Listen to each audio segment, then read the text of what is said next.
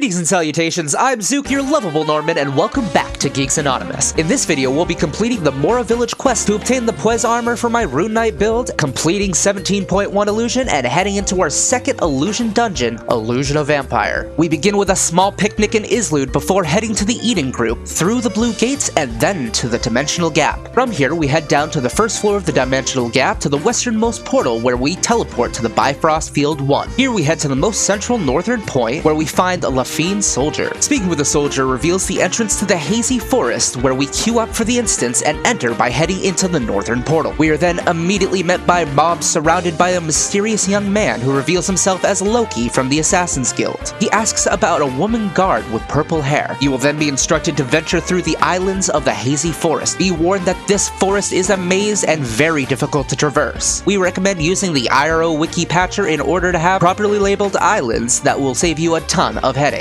And you can click on the link in the screen or the doobly-doo below for how to install it yourself. Each portal you see will lead to another island of the instance. At certain intervals, you will find a garden tree interactable belonging to one of the guardians of the instance. You will need to find each of these mobs in order to cut down the tree. Some of these mobs must be summoned by destroying the guardian fragments located throughout the map. Generally speaking, continue to follow the islands in sequential order and continue cutting down garden trees, looping back to kill the appropriate NPCs along the way. Note that you will find a large island blossom with a dandelion-like interactables that actually grant you a teleportation item called Mysterious Seeds that bring you directly back to Bifrost Field 1. We continue our arduous journey seeking the Wandering Purple Dragon MVP. This MVP can spawn on island 28, 38, 49, 50, 55, 59, 60, or 68. Note that you may find bodies on some of the maps, but ignore these for now as they're part of a different quest that we'll be taking later. It's possible to leave the dungeon too early, so after defeating the MVP, be sure to seek out Loki at the center of Island 56, exhausting all dialogue until he tells you to return to him in Mora. The easiest way to Mora is to use the Mysterious Seed to teleport to Bifrost Field 1, and then interacting with the nearby tree trunk to warp to Bifrost Field 2, and then walking to Mora from there. Once you find the flower-smelling lady and the young man with sharp eyes, you will be awarded with Loki's Muffler, a Pendant of Guardian which will teleport you directly to Mora with Call of the Guardian skill, as well as 400,000 base and job XP. We now have unlocked the rest of the Mora quests, and begin by speaking with Bow Wow located in the center of Mora, who has me collect 5 Immortal Hearts and sent Kaz to get 5 Sticky Mucus. We then speak with Wolf Grr, standing just north of Bow Wow, who tasked me with retrieving 3 shells and has Kaz retrieve 3 Skelly Bones. There is another NPC named Elfantine, whom we can get a daily quest from as well, but unfortunately we don't meet the prerequisite for this quest of level 135. We then find the Soul Guide, who wishes us to find information on the missing person in the fog maze, which will return us to the Hazy Forest in search of one of the corpses in that instance. We then speak with Eurydie and tell her that we'll help her look for her lost love Lope, who will then have you speak with Pit for further information. Now that we've accepted all of the quests, we start with the retrieval quests, hunting down all the necessary items before returning to the goods dealers just north of our canine friends, granting us with 1 more coin and a variable amount of XP. We then venture back into the Hazy Forest and begin our search for the missing persons. Be sure to keep any Lope clues that you obtain during the Eurydie questline, as you'll need 30 clues for the quest. Once we find the corpse, we're awarded with a variable amount of XP and Mora coins. We then seek out the MVP a second time and manage to obtain the missed case from an old card album that Kaz immediately slotted into their Illusion of Apple of Archer. Upon returning to Mora, speak with Pit. We'll ask you about the clues, but choose not to show them as he will swallow the evidence. Return to Eurydie, then back to Pit grants us Lope's ring. We then return to Eurydie again before speaking with her adjacent friend. You'll then be sent to find Lope himself, located in Bifrost Field 1 at 131 by 338. Talk to him twice and Lope will ask you to return to Eurydie and lie to the worrying Fae. Return to Eurydie and tell her that her lost love is dead. Speaking with Eurydie's friend once more, we'll finish the quest rewarding you with 10 Mora coins and 1 million and 2 million base and job XP respectively. We then began the questline finding the research tools that has a high reward of Mora coins, but is broken up into segments requiring you to wait real-time hours in order to proceed. We decided to do it for the content as well as the reward, but you may be able to gain enough Mora coins just by doing the dailies for a couple days rather than risk getting unlucky like I did on this RNG nightmare. First, we speak with the Raffle researcher located on one of the beds just south of the northwestern entrance of Mora. Upon speaking with the Raffle, pick the second option and then one of the helping options to initiate complete the quest. You will then be led to the pool in the middle of Mora, where you will find a black shadow at the southeastern part of the water. An unidentified creature will attack you, and you will have to fend it off with RNG menu options. Kaz and I found that the best method to win this fight is to simply attack with skill and then dodge its attack. If you happen to fail this, you will be knocked out, reduced to 1 HP, and sent to a nearby bed with no XP loss. Once the scales of RNG tip in our favor, we search for the research tools and return to the Raffle. Here you'll obtain 1 Mora coin, and he'll ask you to go rest. But you'll be doing plenty of that in the near future, so pester the little Raffle by speaking with him over and over until they give you the next part of the quest. Next, he'll have you harass the unidentified creature 3 times, but you'll need to wait 1 real-life hour between fights. After 3 fights, return to the Raffle researcher, and they will ask you to test the bathwater's contents for samples from the unidentified creature. We retrieve these items by clicking the thorny plants in the pond. Once we obtain all 10 of either the scales or teeth, we return once more to the Raffle researcher, who will reward you with 1 more coin for each of your efforts. Now they will make you wait an astounding 6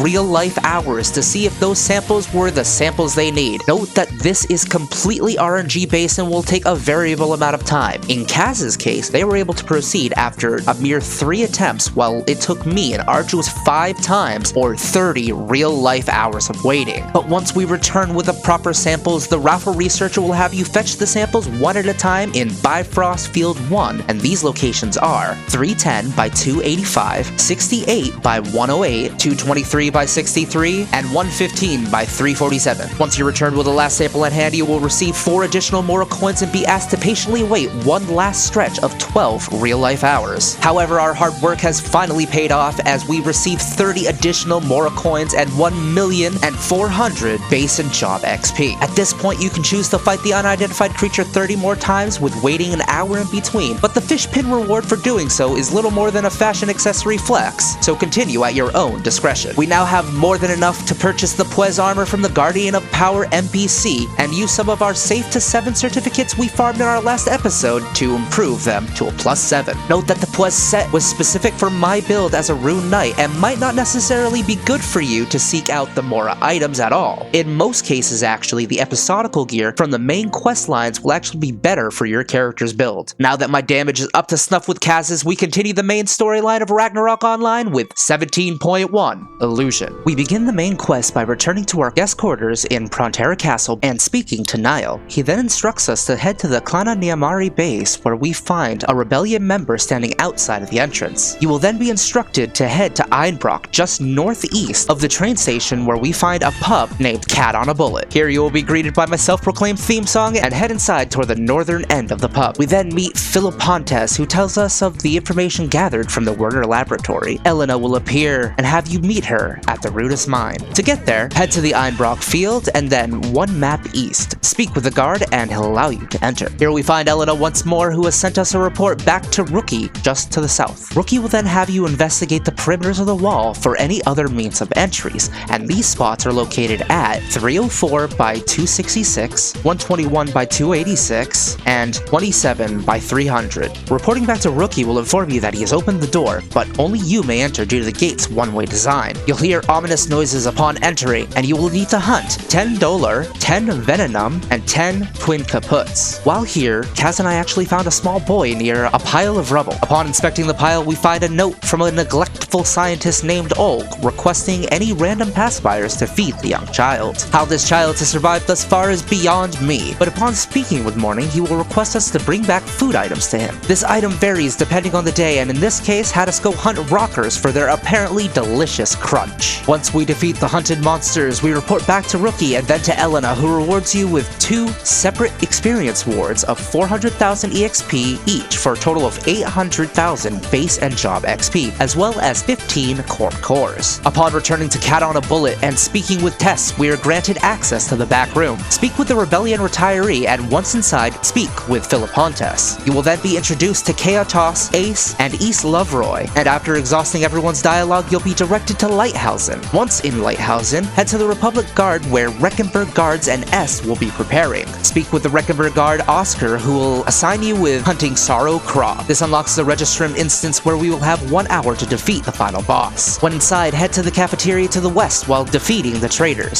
Speak with the NPCs inside and then head to the door where one will access it for you. Head north defeating all of the enemies along the way, and you will find poisonous gas mobs that need to be cleared before entering. Once inside, speak with S, then click on the controller to the northern wall and input the code 0315. Once communication is abruptly ended, you will head east, being sure to clear the poisonous clouds along the way. We head into the data center in the northeastern part of the building, but none of the data seems to be what we're looking for. Heading to the south now, clearing all of the poisonous clouds along the way, and once we've secured the exit room, head to each room, saving the researchers along the way. In the last room on the southeastern part of the map, you'll find Ace next to a glowing box. After speaking with Ace, interact with the scattered document and head to the central north room. Clear the contaminants outside of the room and head into the central meeting room from the southern entrance, where you will find the restraint test subject, Sorrow Krob. You will need to unlock the panels in a specific order to proceed. This order is top right with the blue button, bottom left with the red button, bottom right with the white button, and the top left with the yellow button. Once Sorrow Krob is released, defeat the enhanced Dolar MVP with 3.4 million HP. Speak with Ace upon slaying the test subject and she will offer you a teleport to one of two locations. We suggest Einbrock in this case due to the proximity of the next quest point. Return to Cat on the Bullet and find Philippontes once more, who has become worried that Est came back alone. Here we report the findings at Registrum and are awarded with 2 batches of 500,000 base and job XP and 25 mysterious components. Hang on to these for now. You are granted access to the part of the Cat on the Bullet that was previously blocked by Wild, a buff rogue that now allows you to enter. Here we find our old friend Lazy, who is now working under the alias of Rage. Rage seems to be arguing with Chaos, and you'll have to ping-pong dialogue between Rage moving between booths, Chaos, and then Rage again.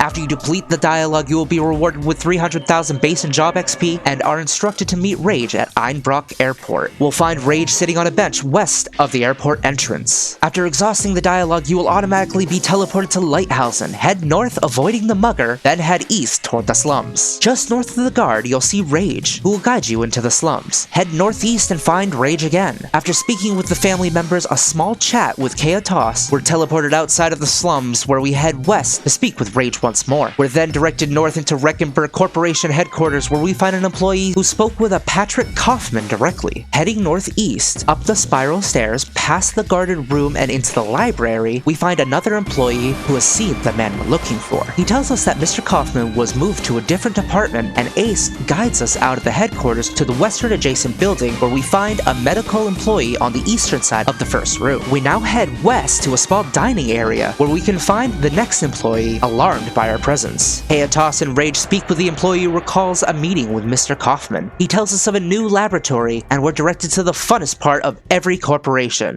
human resources. Heading to the northwesternmost room, we speak with the employee and finally gain the location to McDonald's lab on the outskirts of Einbrock. To save on money, we actually used a wing for Heart Hunter war base that we picked up at the Klana Namayari base, in exchange for Schwartz tokens in the previous episode. We then speak with the Rebellion Squatter, which guides us outside to Einbrock Field. After saving 1200 Xenion travel, we head east over one map, then north, while trying not to get stuck on fences. Finding Chaos on the south central field, we obtain 20 core cores for our efforts and are instructed to head back to Cat on a Bullet. We return to Philippontes and are directed to Einbrock Field, to an abandoned mine entrance. To get there, head north from Einbrock and then west. After completing a perimeter check for the NPC outside of the entrance, we receive 100,000 base and job XP and then prepare for the Blockade OS instance. Upon entering, we meet with the beautiful Rish, and then head northeast, following the fairly straightforward path while defeating the enemies along the way. Once you get to the first area, you will need to activate 3 thick cables in order to continue. Then we'll head north to where we find Cotness and Dian, who send us northeast to Rish, where we continue on our path. Upon returning to the tracks, you will see black pools on the ground that will spawn enemies upon walking over them. Destroy all of the enemies in your path and continue following the tracks north until finding Dian, who will grant you 600,000 base and job XP, as well as 25 mysterious components. She'll then send you on a quest to go receive her lucky charm. The quest here will say to return to Cat on a Bullet, but as far as we could tell, there are no quests and no NPCs there, and you must go directly to the Clan Naimiari base. Once at the base in Einbeck, head inside and you'll find a rebellion member at the entrance. We're then directed to Dian's room, where we find and interact with her drawer and find an envelope with the picture from her past. At this point, we head back to OS and speak with Dian at 252 by 358 and are then teleported to Core. You will receive 200,000 base XP and 100,000 job XP and unlock the OS Occupation side quest. Walk slightly north and you will find the advanced party and there will be a firefight. You will then be introduced to the scientist Elumina, and then be directed to speak with Tess, then to Toss, a bit to the northeast, and then to Ace. This unlocks several more side quests that we picked up to help with our XP. We then head to the last instance of 17.1 Illusion where we must capture the infamous Elumina. Speaking with Elena, we start the mission and enter the instance version of Core. Here you'll see 4 markers on your minimap and may go to them in any order. You'll find a guard next to a box that once interacted with will spawn a variety of robotic sentries. Defeat the mobs and speak with Elumina once she appears. Upon doing this all 4 times, head to the north center area marked on your map and you will find Elena, who will make sure you're ready before continuing. Once you confirm, you enter to fight the MVP of the area, EL1-A17T. During this fight, make sure to activate all of the spawning bombs, but evade their attacks. Any that are left will actually give the MVP a buff that will make this fight exponentially more difficult, especially for F2 peers. Stay away from the poisonous clouds as they can do serious damage, and upon the destruction of Eli A17T, a rebellion member will appear with Elumina caught. Speak with Elena to leave, and then Elena once more outside to receive 2 separate batches of XP, a damaged weapon, and 5 core cores. Speak with Rookie, and after his debriefing, you will find him in the far northeast portion of the map. You will receive 4 batches of experience this time, as well as access to the remainder of the core